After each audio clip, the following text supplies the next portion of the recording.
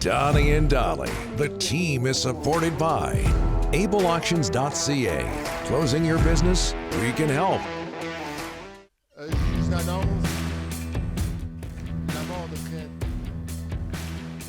We have some audio bleeding into my headset here. Is that what I think it is? Is that the announcement of Fred's passing? The marmot? Okay. It's not for public consumption, Ryan. Yeah. Well, yeah, it was a public event where they announced his passing. It's a sports show. Mind you, we do go off in different directions. We'll pass on that. We'll pass on the passing. Today's guests on Donnie and Dolly, including John Shannon, standing by, brought to you by the Vancouver Giants. Saturday, the G-Men take on the Kamloops Blazers for the first time this season. Puck drop 7. Sunday, the Giants, they're going to wear their Teenage Mutant Ninja Turtle uniforms. They take on Tri-City. Puck drop 4. Get your tickets now at vancouvergiants.com/tickets. Delaney's OK Tire and Langley inbox. Just before we get to John Shannon, Dave, Sportsnet has the national rights, so TSN can't show regional games nationally. That's It right. is frustrating for sure when you see a game on TSN4 and you can't watch it. Dave, you are bang on. I should have known that. And TSN has the regional rights for the Jets, Senators, and Habs, I believe. John will know this stuff. As we bring in NHL analyst, co-host of the Bob McCowan podcast, John Shannon. Thanks for doing this, John. How are you? Ooh, looking very I'm great. vacation-y. Wow. Rick, when do you want your shirt back? I got a new one tomorrow. I'm going to be debuting. Very nice. I love the flowers, the pink flowers. There's nothing better. And it matches the background. It really does. Everybody in our business is on holidays except for us. Everybody. Why do we agree to that contract? I'm not sure. Actually, I've already had to do a podcast today, so. Oh, there you go. So you're not really on vacation. I'm still working.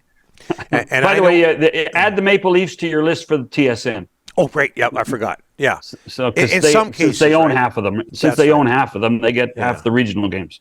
I was going to say. And you got to. This is why you buy the NHL package, and then you get all the out of market games. That's why you do that. Speaking of which, speaking of television, TV ratings down significantly in the U.S. ESPN, TNT. Your thoughts on the reasons why, John? Well, it's not apples to apples, this comparison. The numbers are down, yes, but the way that this season has been constructed in the United States, there's a ton more games that are seen nationally on TNT or ESPN, but are still seen regionally, like we talked about the TSN situation, seen regionally in those markets. Case in point, if a Winnipeg Jets game was seen nationally on Sportsnet, and the TSN broadcast was still in the province of Manitoba, most people would watch the local guys because they have more familiarity with them. And so the numbers are skewed a little differently. I suspect that when we get closer to the playoffs and in the playoffs, those numbers will elevate back to where they were last year. So I'm not as panicked as many people are about the numbers. I think people just, let's face it, people just love to preach about bad news when it comes to the NHL. Why is that, do you think? Hockey's a game of mistakes. I think people look at it and say they would do it better. Everybody's got an opinion Up here, everybody has an opinion. If you went around the table at dinner last night at your house, Donnie, if you had Rick and Ryan over, if you ever did, you'd have 5 different opinions on how to fix the Canucks. Yeah. And so everybody's got an opinion, and everybody thinks the other guy's full of it. So that's what's happened. Good to know you've heard about the Rick and Ryan embargo at my house, John. Well, actually, that's the city police. Actually, Hey, John. We talked in the previous segment about ways to spark more interest in the National Hockey League, which may lead to better TV ratings. And we were talking about chatter, trade discussion, more trades, that sort of thing. An increase in the salary cap, maybe one player exempt from each team's salary cap. What do you think? Well, I think if you're trying to create chatter and try to do it, I mean, let's face it, trade deadline has become a media event, a marketing event, really inside the walls of the NHL, they call them tent poles. It's become a tent pole that you get through the season on. And it would be a great idea. It's just not possible to do that. I mean, you'd have to go and open up the collective bargaining agreement. Good point. And then the players would want something in return. And we still don't know whether it's Marty Walsh or whoever's going to take over the PA, whether that's going to change things and how they talk to the owners over every deal. So, we're stuck with this for a while, and we just have to learn to live with it. And we have to, I think, reflect on what in the game of hockey we've been through for the last 2.5 years, and think things aren't as bad as as they once were, and are going to be okay in the future. But there's a lot of curveballs coming. There's a lot of revenue that's going to be in question. There's bankruptcies with these regional sports networks in the United States that are going to change hockey-related revenue, and those are things that the league and the owners and the players have to be concerned about.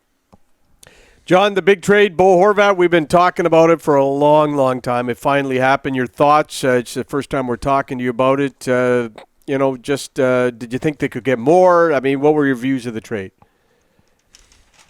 Well, I mean, I'd like to think that if Patrick and Jim could have gotten more, they would have gotten more. But if you listened to that Monday press conference that Jim had about the type of player that they were looking for, they got a first-round pick, they got a prospect, and they got somebody they can plug into their roster right now.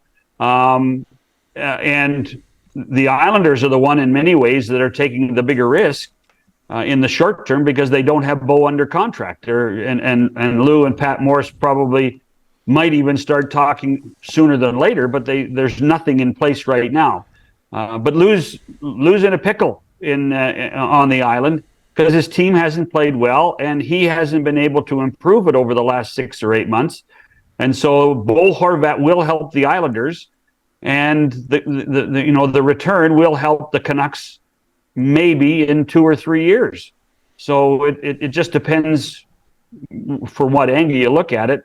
I can understand why both sides made the trade. John, I think Patrick Allvin's done more interviews in the past 2 weeks than he did in the whole first year. And I think Jimmy Rutherford has been awfully quiet of late. I think that's going to continue. I think we saw that when Jimmy said, I've been out front too much. Yep. And let's also remember, for the first 50 games of the season, they let Bruce be the spokesman for this team. Yep. In so many ways. I think Jim has probably read the tea leaves pretty well, saying, you know what, this is part of Patrick's learning curve, has to deal with the media. And it's important for him to do it. It's important to put Patrick's face out there more than it is Jim's. And it's quite obvious corporately and internally that's exactly what they're trying to do. But Jim hinted at that when he said, you've seen me too much and I'm going to take a step back. Yep. And Patrick's getting better with the media, in my opinion, John. Hey, we talked about the NHLPA. Marty Walsh is the name we're hearing, U.S. Secretary of Labor, replacing Donald Fear. What's the reasoning behind that, and what happened with Mike Gillis? Well, I mean, the Players Association and the search committee are meeting today, probably as we speak. Marty Walsh's name has come up. He's the former mayor of Boston. He's probably as a qualified person to deal with a corporation like the National Hockey League, as a former labor union leader himself. The fascination for me is the last time they hired a lawyer out of Boston to run the Players Association, it lasted 18 months. And it was somebody who had little experience in the game of hockey. That was not knocking Paul Kelly, but there's intrinsic knowledge of the game, I think, that's important in dealing with the players and with the league office. So this guy's a good politician, very successful, obviously has a great many highly rated, high-level friends that could probably help him. So we'll just have to wait and see. As far as Mike Gillis, I don't know what happened. Mike has been a consultant with the Players Association, helping Matthew Snyder over the last 6 to 8 months. The one thing I would have a conjecture is, if you've talked to Mike recently, Mike loves living in Victoria. Yeah. Mike loves Victoria. Well, they're not moving the office to Victoria. Yeah. And so if that meant that Mike would have to move back to Toronto, I wonder if that was something that even in his own mind said, you know what, that might be a deal breaker for me. That's not to say Mike won't be involved. I would not be surprised to see Mike still involved. But something tells me that living in paradise probably was more important than living in the big smoke.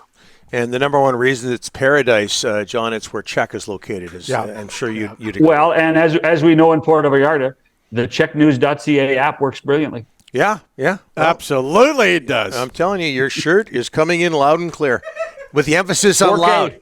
Yeah. 4K. Talk to you next week, John. Oh, sorry, Rick, you want to say something? John, we had someone watching from Honduras yesterday, so that Check Plus app works all over the world. That's right. It's magic. Mm-hmm. The great thing about technology, boys. Yep. Okay.